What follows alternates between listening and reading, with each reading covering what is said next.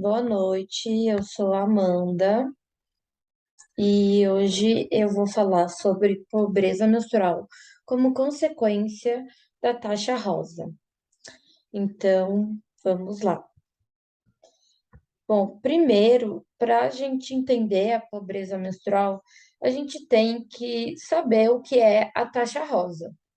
E a taxa rosa é basicamente uma taxação onde tem um produto tem um valor maior do que outros produtos somente porque ele é destinado a mulheres. Então, às vezes só muda a embalagem, a cor, e normalmente são rosas, por isso o nome da taxa.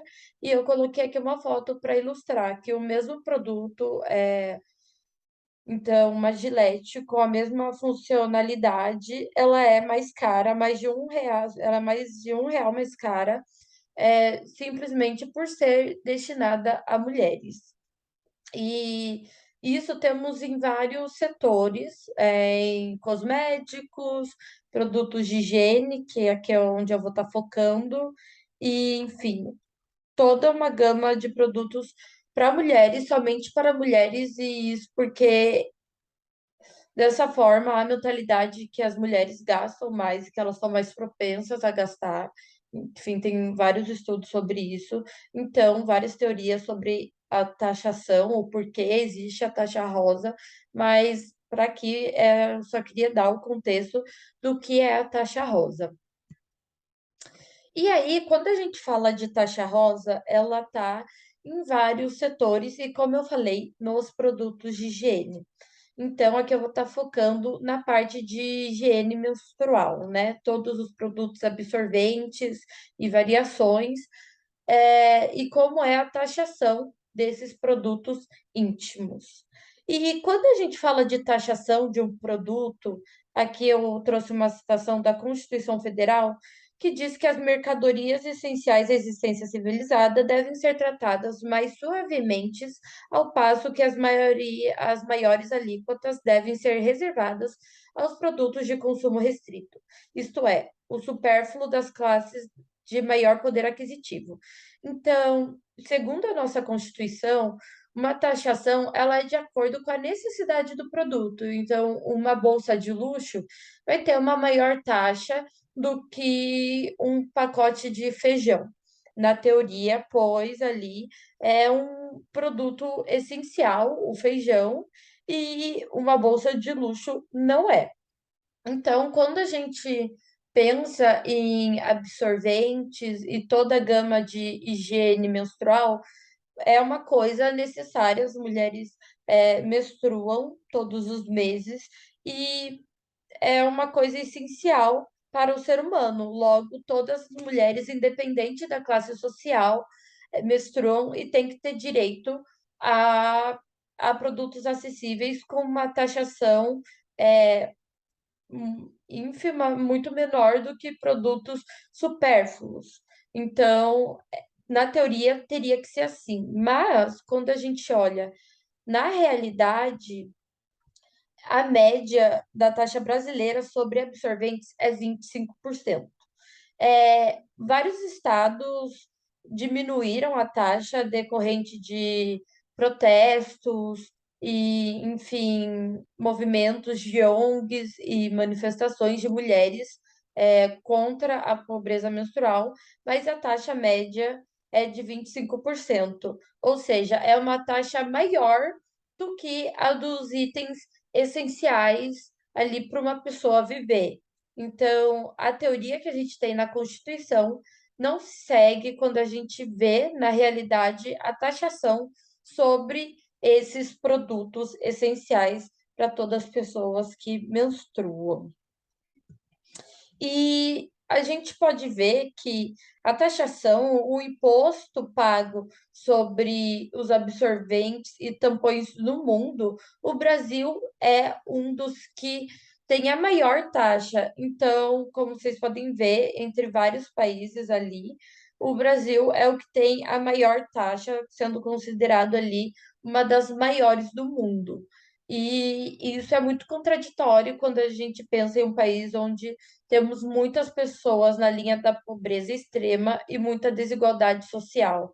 Então, uma taxa, desse tamanho não seria ali condizente com a realidade da população, feminina brasileira. E dessa forma aqui, só para conseguir ilustrar mais, ah, quanto uma mulher pagaria, ao longo da vida por valor de unidade de absorvente.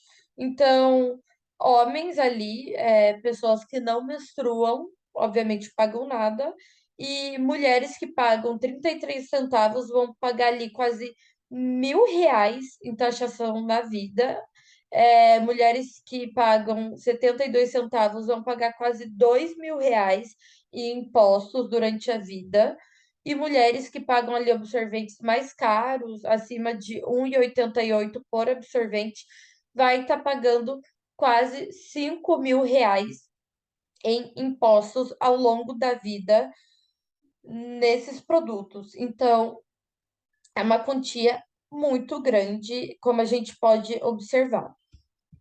E vendo por meio desses dados, a gente observa que, apesar de ser um item de necessidade pública para higiene, os absorventes e produtos de higiene menstrual têm ali, eles não são acessíveis, ou seja, não é todas as mulheres que têm condições de pagar por uma higiene básica. E isso leva ao nosso assunto principal, que é a pobreza menstrual. E o que é a pobreza menstrual, né?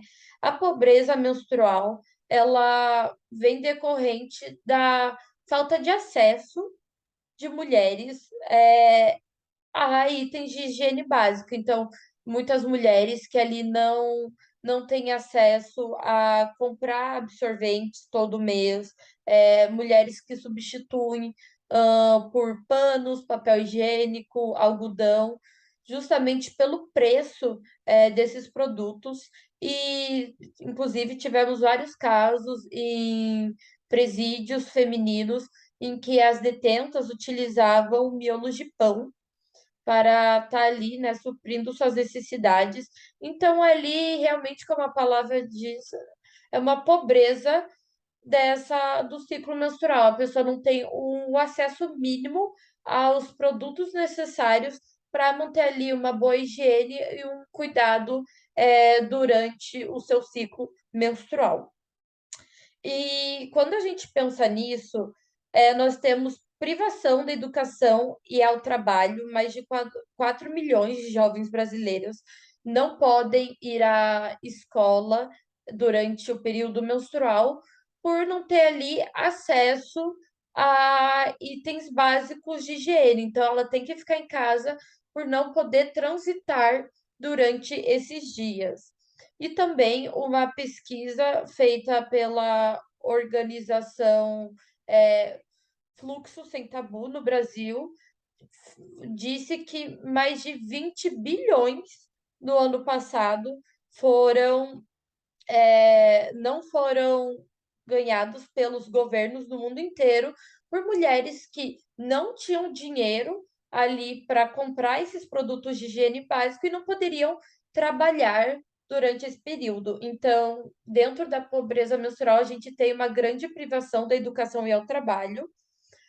Como eu já disse, privação à higiene básica, então a pessoa não consegue ali manter uma boa saúde, que pode levar a complicações sérias, de sua saúde íntima, além de, por ser um assunto que é considerado tabu, não é visto pela sociedade, então não é comentado, não é falado por uma cultura social de não falar sobre menstruação e sobre as suas necessidades básicas. Inclusive, tem um documentário Netflix muito bom que fala sobre isso, que fala sobre a situação de mulheres na Índia que não têm acesso, e isso, obviamente, acontece em muitos países, como no Brasil, principalmente na região Nordeste, onde as meninas 30% dessas 4 milhões de jovens que eu citei que não vão ao colégio são nordestinas. Então, ali é uma porcentagem muito grande e que está ligada também à invisibilidade dessas mulheres que não têm acesso por serem pobres e também por serem mulheres e ser um assunto malquisto pela sociedade. E daí, aqui eu trouxe uma citação da Girl Up, que é um movimento global para a promoção de lideranças femininas, que diz que no Brasil, uma em cada 4 adolescentes não possui um absorvente durante seu período menstrual. E eu peguei essa frase porque basicamente diz o que é a pobreza menstrual no país, onde essas mulheres são privadas de um cuidado básico e de viver, ter uma qualidade de vida por ter um custo alto, ter as taxas altas que eu já citei no quesito anterior. E aqui a gente consegue ver os números da pobreza menstrual no Brasil. Então, além de ter uma quantidade muito grande de meninas que não têm acesso nem ao saneamento básico, ali 3%, muitas alunas não têm também condições básicas de higiene. Então, quase 200 mil alunas no Brasil frequentam escolas sem nenhuma condição básica de higiene e também ali mais focando na parte da pobreza menstrual, 28% das mulheres de baixa renda são afetadas diretamente pela pobreza menstrual, que é um total de 11 bilhões, e 29 das brasileiras já ficaram sem dinheiro para comprar itens de higiene menstrual. Então, esse é apenas alguns dados que diz tudo o que eu disse no slide anterior. Então, 30% das mulheres no Brasil não têm condição para comprar absorventes e sofrem dessa situação da pobreza menstrual. E daí, concluindo, né? Apesar de muitos estados terem diminuído as taxas, como o estado do Maranhão e o de Santa Catarina, diminuindo ali para 14%, 11% em alguns estados, o Brasil continua sendo um dos países que mais taxa as mulheres no geral e também o que mais taxa na questão de higiene básica para a higiene básica íntima das mulheres. Então, estamos avançando, mas ainda não é o suficiente. A Unicef considera direito a produtos de higiene menstrual como um direito básico de qualquer ser humano. E quando a gente vê que 30% da população feminina no Brasil não tem direito a ter esse quase que um privilégio nos dias de hoje, realmente é uma situação ali de muita desigualdade e de muita invisibilidade por ser um tópico tabu na nossa sociedade. É isso. Aqui estão as referências. Muito obrigada.